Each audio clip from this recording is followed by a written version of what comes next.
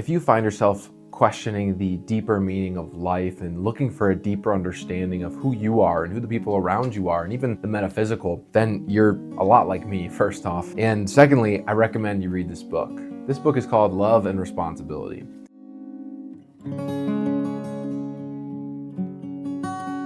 Now, my mom actually recommended this book to me, and I had no idea that I was going to like this book. I didn't think I was going to not only like it, but I didn't think it was going to create the shift in me that it did. And it completely altered my perception on so many things in life. And if you can look, you can see all my tabs. And if you look through here, you'd see that I tore this thing up. I mean, I don't read books, I study the books. You know, if it's a book like this, if there's something you want to get out of it, you can't just read it. You have to dive in, you have to study it, you have to seek to understand what the author's actually trying to tell you, and then you have to evaluate that and figure out if it's true. And that's exactly what I did with this book. And in this video, I'm not gonna go through the whole book. There's way too much in there, and it's honestly, it's so deep and rich that the only way for me to even do that book justice would be to just like read it to you. Here are 4 things that I felt were key takeaways and main points of the book. So the first takeaway is that humans are persons, not objects, and they should be treated as such. At first glance, that seems like a very obvious statement. Of course, you're like, Philip, obviously people aren't objects, they're people. But hear me out. In our realm of perception, we perceive everything as an object, in a sense that it's a physical thing in our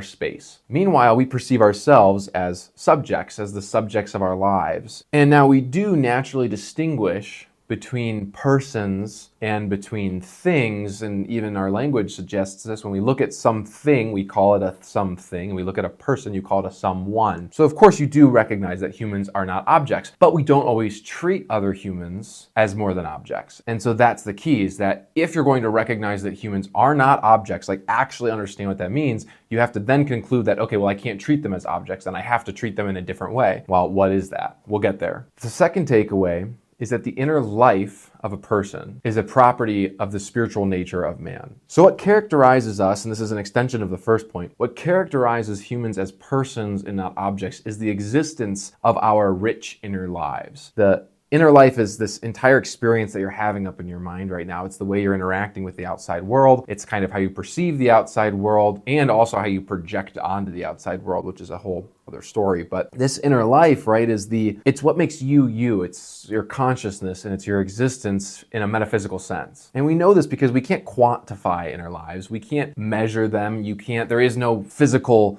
explanation for them. They just seem to be. And so just the existence of this inner life without a physical cause indicates that there is a spiritual cause to us, right? That's something, we are the effect of a spiritual cause. And in fact, the inner life is so subjective that we really can't even let people into our inner lives outside of maybe expressing stuff through art or through music or poetry or something of the nature, right? That's the only reason we communicate in the first place, is to explain what's going on up here to everybody else out there. And that's because we have that subjective nature. And so it's the existence of this inner life, right? We backtrack. Takeaway 1 was that humans are not objects, and therefore we have to treat them differently. Okay, now we're saying, well, why? What is it about the human person that's different? Oh, it's the existence of this inner life. So this inner life is what makes us different, and it's what gives you the inherent dignity that you have. It's the fact that you've got an inner life that exists in great complexity that means other people should treat you in a particular way, and you should treat other people in a particular way because they also have inner lives. And I know you're wondering still, Phillips, okay, so I get it, but how are we supposed to treat each other? Well, we're getting there. The third key takeaway is that utilitarianism and egoism are antithetical to personhood. Utilitarianism is fixated on how useful someone is, and it reduces a person as a means to an end, which is essentially objectifying them, which we already discussed on point 1 is wrong because humans are not objects. And it compels us, honestly, to think of ourselves in the same way. And so you can see how that might affect your self-esteem if you start to think about yourself in terms of your usefulness, productivity, or some other arbitrary metric. You can see how that would affect your self-esteem if you're not feeling that you have much value in that case. And those metrics are in fact arbitrary, because the only person who can really say whether or not that metric matters is the person who's making this judgment call. And as we already discussed, if they're operating from a utilitarian principle, they're probably just looking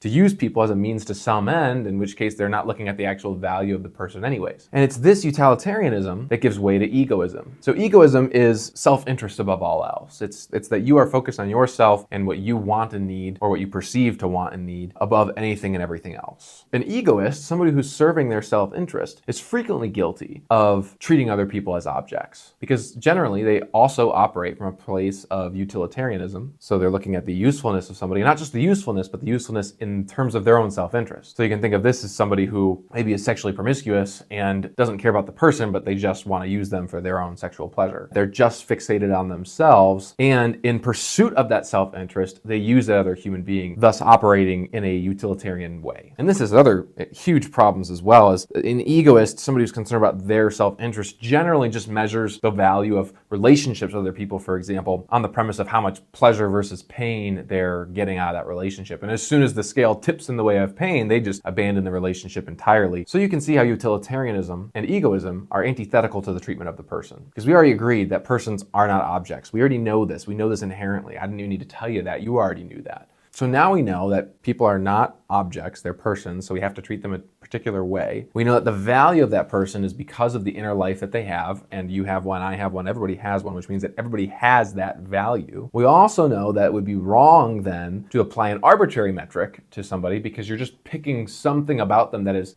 disconnected from their personhood, when it's the personhood, in fact, that gives them their value. So what's the fix for all of that then? Because it seems like this is a very common issue today, that we look at people and we use them as means to an end. In fact, this is so often encouraged in hookup culture. What is the antidote for that? And according to the author, the antidote is what he calls the personalistic norm. The personalistic norm essentially says that the person, a human person, is a good, to which the only correct attitude is love. By recognizing the personhood of the people around us, we're forced to reckon with their spirituality, as we concluded earlier. We're forced to recognize with the fact that they too are their own subject of their own world, with an inner life that is just as complex as our own. And he continues to say that one way we can make ourselves more aware of this and think of this more often in our interactions with people is to exercise what he calls tenderness, which is essentially to identify with them through compassion and sympathy the human experience. Human experiences like loss and pain and suffering, right, that are universal. We all know what those things feel like. And because we all know what those things feel like, we can all relate to each other on that fundamental level of personhood. If we allow that understanding to inspire in us an attitude of love and compassion towards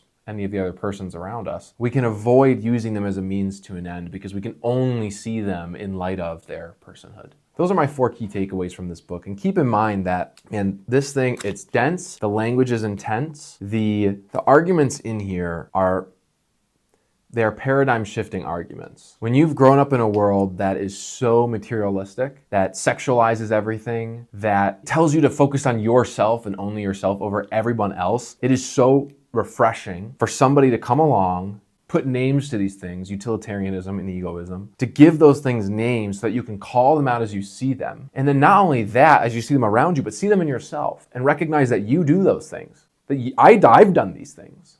And as you shift your perspective to really see other people for what they are and understand what that actually means, that they exist in their own inner life with their own subjective experience, and to understand that, I mean, you cannot help but look at people differently in the most positive way. You can't help but look at them with compassion. You can't help but be more patient with them. And you probably noticed by the book cover, this is Pope John Paul II. So when I first got handed this book, I was very afraid he was going to spend the whole book talking about religion, that all of his arguments were going to be based on the fact that God exists and that's why you should act this way. He barely mentions God in this book. Most of his arguments are just coming from a place of truth and from understanding the natural laws and the natural order. But by the end of it, unless you're a person who's not even willing to consider things outside of their preconceived notions, it's impossible for you not to read this book and think, wow, we have a spiritual component to us. That spiritual component must have had a spiritual cause. There really might be this higher